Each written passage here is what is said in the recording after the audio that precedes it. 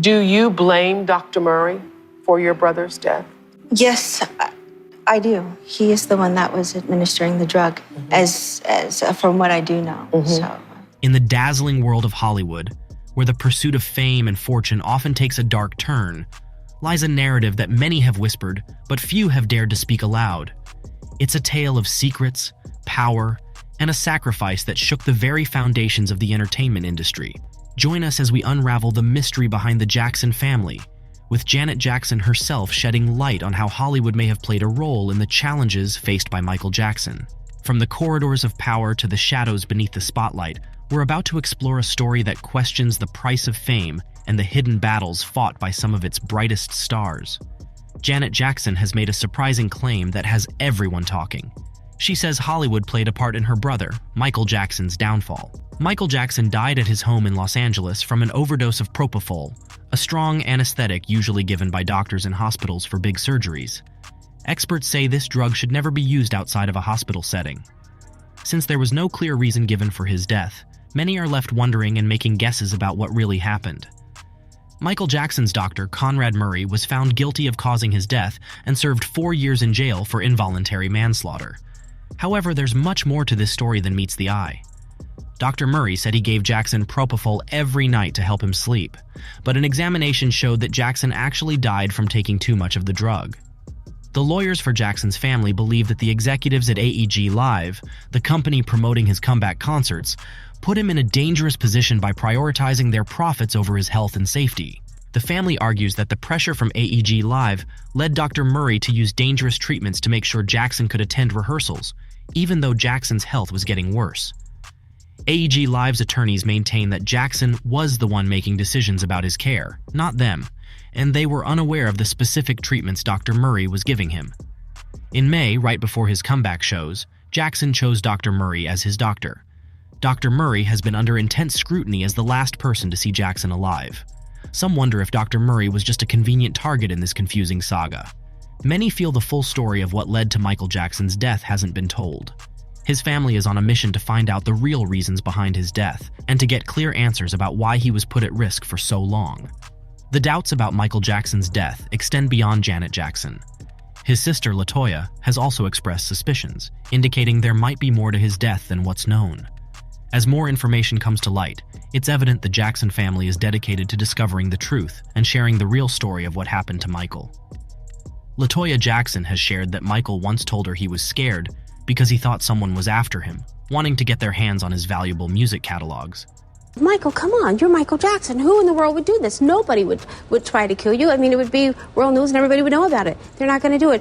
But he was so passionate and adamant about it and says, you don't understand. It's all about my catalog. This is what they want, and this is what they're going to do. And he was terrified. He was a very happy-go-lucky person. He loved amusement parks and the whole bit.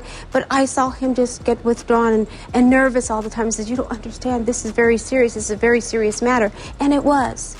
Her consistent statements about the worth of Michael's music and her belief that his death was no accident add a compelling layer to the already mysterious circumstances of his death.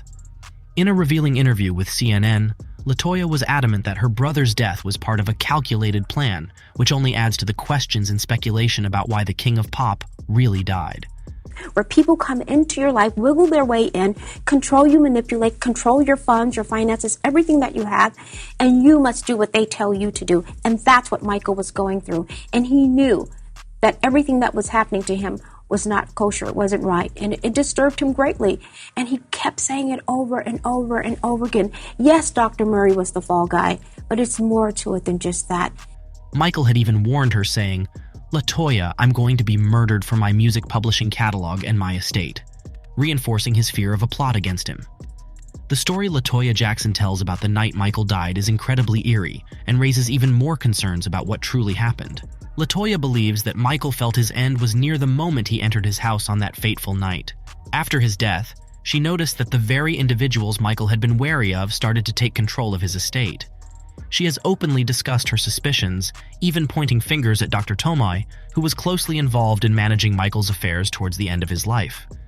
Dr. Tomei is accused of making drastic changes, such as dismissing Michael's longtime associates and cutting him off from the outside world. It's alleged that he steered Michael towards business deals that primarily benefited himself and his close circle. These actions have led to serious concerns about possible ulterior motives. LaToya is convinced that her brother's death was not the act of a single individual, but a calculated move driven by financial greed, suggesting a deeper conspiracy at play in the tragic demise of Michael Jackson. People that surrounded themselves around him, people that worked with him, people that were with him the last days. Any specific names? Michael wasn't capable of doing these shows that he was supposed to do. Michael only agreed to do 10, and it's because they had him on such a tight rope. LaToya has stated that Michael's daughter, Paris, also harbors doubts about the official story of her father's death, suspecting it wasn't due to natural causes. In her book, Starting Over, LaToya shares insights from Paris that paint a vivid picture of Michael Jackson's troubling final days. Paris's account reveals a man struggling with his health and emotional well-being, often cold and upset, indicating a distressing environment in the lead-up to his death. Paris recounted moments when her father would sit by the fireplace for warmth, occasionally crying, while she and her siblings watched over him, feeling isolated as their means of communication were cut off. LaToya also captures a poignant moment shared between Michael and his children, highlighting his awareness of his mortality and his desire for them to look after each other. Paris's suspicions were further articulated in an interview with Rolling Stone, where she affirmed her belief that her father's death was not accidental, but the result of a conspiracy. She pointed out that many indicators support this theory, dismissing it as neither far-fetched nor baseless, but a sentiment shared by many fans and family members alike. This collective suspicion within the Jackson family, bolstered by the accounts of Paris, suggests a deep conviction that Michael Jackson's death was orchestrated, challenging the narrative accepted by the public and inviting further scrutiny into the circumstances surrounding the loss of the King of Pop. When Paris was asked who could have been behind her father's death, she said, "A lot of people." This response suggests there's a complex story behind Michael Jackson's passing. Paris hopes to get answers that will do right by her father's legacy, showing her deep longing for justice and truth. Paris Jackson mentioned, "I definitely want justice, but it's like a chess game, and I'm trying to play it the right way. That's all I can say for now." Tommy Mottola, who worked with Michael Jackson from his 1991 Dangerous album to the release of Invincible 10 years later, it didn't quite end well, and even MJ himself criticized Mottola. Tommy Mottola. Tommy Mottola is the president of the record division. He is he's a racist, and he's very, very, very devilish. MJ also said in 2002 when he was in London, You know, being the artist that I am at Sony, I've generated several $1 billion for Sony. Several billion. And they really thought that my mind is always on music and dancing, and it usually is, but they never thought that this performer, myself, would outthink them. Yeah! So I'm leaving Sony a free agent, owning half of Sony. You know, I wouldn't be shocked if Tommy had a hand in MJ's death. It's not just about MJ. Tommy has a history of being nasty to a few people in the music industry. Most of it has never been made public, but MJ openly criticized him several times. Just think about what Tommy might do to silence someone, especially considering the claims that people who wanted to control MJ might have been involved in his death. There have been ongoing rumors that the Illuminati planned MJ's death. He became a target in 1985 when he bought the rights to a bunch of Beatles songs. Apparently that made him a big threat, so they put him on their hit list. The video for his song Black or White, seen as a rebellion against the secret society, reportedly further angered them. And then they made up false allegations about MJ hooking up with kids, and when that didn't work out, they planned his death. If you don't buy into the Illuminati idea, think about this. Maybe people who wanted control over MJ's money made up stories about child molestation to tarnish his image. And when that didn't work, they might have gone as far as planning his death, maybe even getting Dr. Murray involved. It looks like a lot of people would benefit financially from MJ's death, which is different from what they'd gain if he were still alive. Some even say MJ's will might have been faked to make sure they could control his stuff. Michael Jackson's eldest son revealed that his dad would often end up in tears after phone calls with AEG Live executives, amid preparations for his comeback concerts. He would cry after he hung up the phone, he shared. He recalled his father saying, "They're going to kill me, they're going to kill me," referring to AEG Live's CEO, Randy Phillips, and his former manager, Dr. Tom Tome.